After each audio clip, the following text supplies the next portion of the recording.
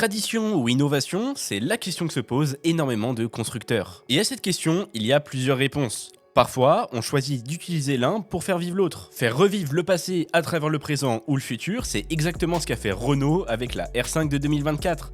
Une légende, une icône même qui est devenue électrique. C'est aussi le cas de Ferrari qui a récemment ressuscité le blason Testarossa avec la 849 Testarossa, héritière directe de la SF90. Une manière de moderniser une icône tout en rendant hommage à son histoire. Mais cette même marque, aujourd'hui, elle est bien différente de ce qu'on connaissait il y a encore quelques années. Et pour le coup, Ferrari semble vraiment avoir franchi un cap. Un cap où la passion laisse place à la perfection. Où pour beaucoup, l'émotion disparaît derrière l'innovation. Alors Ferrari innove, oui, mais jusqu'où? Car récemment, la marque au cheval cabré a annoncé un nouveau projet que personne n'aurait pu imaginer il y a encore 10 ans. Son nom, F76.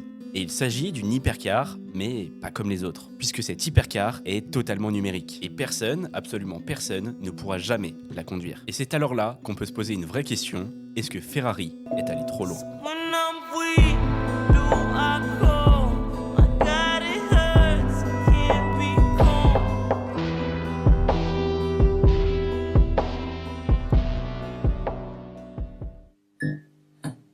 Juste avant de commencer, cette vidéo a demandé beaucoup de temps et pas mal de recherches, donc si vous pouviez poser un petit like et même un abonnement, ce serait juste incroyable. Ceci étant dit, retournons chez Ferrari. Bon, déjà, avant de parler de Ferrari aujourd'hui, il faut comprendre ce qui a fait le mythe de cette marque. Parce que l'histoire de Ferrari, elle commence bien avant les supercars d'aujourd'hui. C'est d'abord l'histoire d'une écurie de course fondée au début du XXe siècle par un homme, Enzo Ferrari. Et ce monsieur, c'est pas juste un nom. Non, c'est une vraie légende de l'histoire automobile. Et Enzo, lui, il ne rêvait pas de vendre des voitures, il rêvait de course. Pour lui, l'automobile c'était pas une affaire de business, c'était une affaire de victoire et de performance. Malgré tout, en 1947, pour financer ses ambitions de victoire en compétition, il fonde l'entreprise Ferrari, destinée à vendre des voitures de route. Mais bon, à l'origine, il faut bien comprendre un truc, Ferrari n'est pas né du marketing. Ferrari est en réalité né de la course et de la passion. Et c'est ça l'origine du mythe de la marque. Une marque qui est d'ailleurs incarnée par un fondateur qui avait une idée très précise de ce qu'était une vraie Ferrari. Il 12 cilindri resta sempre la macchina originale della Ferrari. Et cette philosophie, elle a donné naissance à des modèles de légende. On a par exemple la 365 GTB Daytona qui incarne la puissance et l'élégance italienne à son apogée, puis quelques années plus tard, la Testarossa qui est devenue une icône absolue des années 80 avec ses lignes absolument inoubliables. Et avant sa mort, en 1988, Enzo Ferrari lance son ultime chef-d'œuvre. Une voiture aussi brutale, sans assistance, sans compromis, qui est aujourd'hui devenue mythique, la F40. À son volant, aucune aide, aucune concession, seulement un châssis en carbone, deux turbos et surtout un son qui déchire les tympans.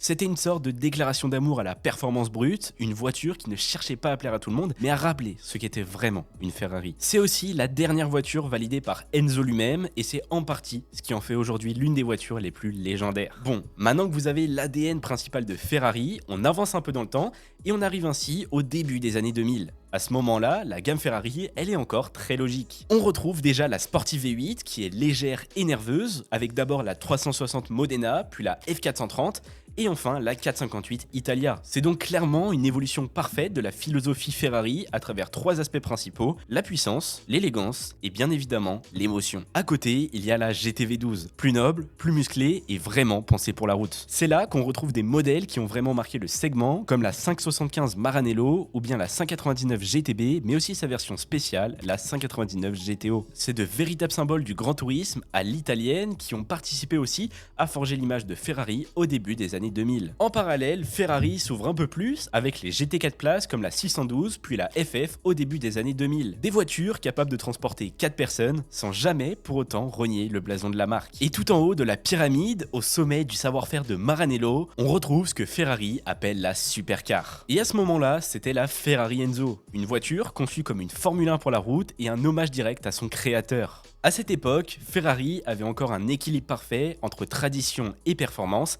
mais ça risque de ne pas durer très longtemps. En 2013, la marque italienne présente la remplaçante de l'Enzo, la Ferrari. Et ce nouveau modèle, il marque une vraie rupture. Pour la première fois, Ferrari adopte l'hybridation. Alors bien évidemment, on retrouve un moteur V12, oui, mais épaulé par un moteur électrique. Qu'on soit bien d'accord, cette LaFerrari, c'est une pure réussite sur tous les aspects, ça y a aucun doute. Mais pour beaucoup, cette hybridation, ça envoie aussi un signal, la technologie commence à prendre le dessus. Et ça va se confirmer dans les années qui vont suivre. À partir de 2015, Ferrari ne vendra plus aucune sportive avec un V8 atmosphérique. L'ère des sportives V8 Atmo vont donc se refermer avec la 458 Speciale et sa version Aperta, qui seront les dernières vendues avec ce moteur. Tous les prochains modèles de ce segment seront désormais équipés de turbo, que ce soit la 488 GTB en 2015, mais aussi sa version Pista, puis la F8 Tributo quelques années plus tard. Mais là où les passionnés vont vraiment commencer à voir rouge, c'est avec un nouveau modèle. Le 24 juin 2021, Ferrari nous présente sa toute nouvelle sportive, la 296 GTB. Et si les passionnés ne sont pas vraiment emballés, c'est pour une raison très précise. On ne retrouve non pas un V8, mais bel et bien un V6, qui plus est hybride sur cette voiture. Et c'est à partir de ce moment que beaucoup ont eu du mal à suivre. Parce que pour la première fois, Ferrari abandonne son V8 sur une sportive pour passer à un V6 hybride. Oui, les performances sont exceptionnelles, la technologie est folle et la voiture est objectivement incroyable, mais pour beaucoup de passionnés, ce n'est plus une vraie Ferrari. L'habitacle, lui, est ultra numérique, avec des écrans partout, mais aussi des commandes tactiles sur le volant. Malgré tout, en parallèle, Ferrari continue à nous faire vibrer avec des modèles spectaculaires comme la Monza SP1 ou SP2, mais aussi avec la 812. Mais quelques mois plus tard, une nouvelle annonce va tout bouleverser. En septembre 2022, Ferrari annonce son tout premier SUV, le Purosangue. Et là, c'est un séisme. La marque italienne rejoint donc des marques comme Lamborghini, Porsche ou encore Bentley sur le segment des SUV de luxe, sauf que pour beaucoup de fans, c'est difficile à avaler, parce que Ferrari, c'est justement celle qui ne faisait pas comme les autres. Alors oui, encore une fois, le Purosangue est une vraie Ferrari, avec son V12, ses 725 chevaux et sa sonorité incroyable. Mais pour une partie des passionnés, ce modèle symbolise la fin d'une certaine différence entretenue par Ferrari. Une époque où la marque italienne suivait sa propre voie et non celle du marché. 2 ans plus tard, Ferrari annonce l'arrivée de la F80, héritière de la LaFerrari. Et il faut dire que son accueil a été vraiment glacial. Et encore aujourd'hui, cette voiture divise un peu la communauté des passionnés. Déjà, de par sa motorisation, qui encore une fois est jugée moins noble que le V12 de la LaFerrari, puisqu'on retrouve ici un V6 hybride. Imaginez la descendante des F50, Enzo et LaFerrari avec un V6, pour beaucoup c'est juste aberrant. Mais le choix est en réalité plutôt logique. Pour le coup, on retrouve une architecture moteur qui est celle de la 499P qui a gagné les 24 heures du Mans en 2023, 2024 et 2025, et c'est justement à ça que sert cette gamme de supercars. Montrer ce que Ferrari sait faire de mieux. Mais là où un bon nombre d'entre vous ont été mitigés, c'est avec son design. Beaucoup le trouvent trop strict, trop anguleux, et ça c'est lié à une philosophie qui est beaucoup plus extrême que sur la LaFerrari. On retrouve également les tout nouveaux éléments de design initiés par la Dodici Cilindri quelques mois plus tôt, avec notamment cette ligne noire entre les deux feux avant. Et à ce moment-là, beaucoup de passionnés regrettent l'époque où les Ferrari de route mettaient en avant une certaine fluidité et sensualité dans le design. Et ces remarques, elles s'appliquent également sur les toutes nouvelles Ferrari. Sur la Dodici Cilindri dans un premier temps, sur la F80 comme on vient de le voir, mais aussi sur la 849 Testarossa ou même plus récemment sur le One-Off SC40 qui est d'ailleurs un hommage à la mythique F40. On vous a donc demandé sur Instagram si vous trouviez que Ferrari avait changé ces dernières années, et pour la grande majorité d'entre vous, la réponse est oui. Beaucoup trouvent les Ferrari d'aujourd'hui trop futuristes, un peu trop parfaites, au détriment du charme et de la chaleur des enseignes Ferrari modernes. Et cet avis, il est d'ailleurs partagé par l'un des influenceurs les plus importants dans la communauté automobile française. En venant, on est passé devant la concession Ferrari de Cannes, qui est très belle, qui est magnifique, mais la gamme, putain, c'est plus comme avant. À l'époque où ça s'est sorti, mais putain, ça a marqué les esprits de tout le monde. Là, tu vois une 12 cylindries, c'est très beau, je critique pas, mais c'est trop futuriste. Et la voiture, si tu veux, je pense, a perdu la touche Pininfarina. Moi, personnellement, j'aime pas. Je critique pas Ferrari, j'adore cette marque, une des plus grosses sociétés automobiles dans le monde, des plus rentables, tout ce que tu veux. Et vraiment, je critique pas. Moi, les Ferrari que j'aime, c'est ça. Alors au final, il y a une question qui me vient à l'esprit. Est-ce qu'Enzo Ferrari serait fier de voir ce qui est devenu son nom? Ça, on ne le saura malheureusement jamais. Mais ce qu'on sait par contre, c'est que Ferrari continue d'avancer, d'innover, quitte à s'éloigner un peu de la passion brute qui faisait sa légende. Et alors que la marque s'apprête à dévoiler son tout premier modèle 100% électrique, la Ferrari Elettrica,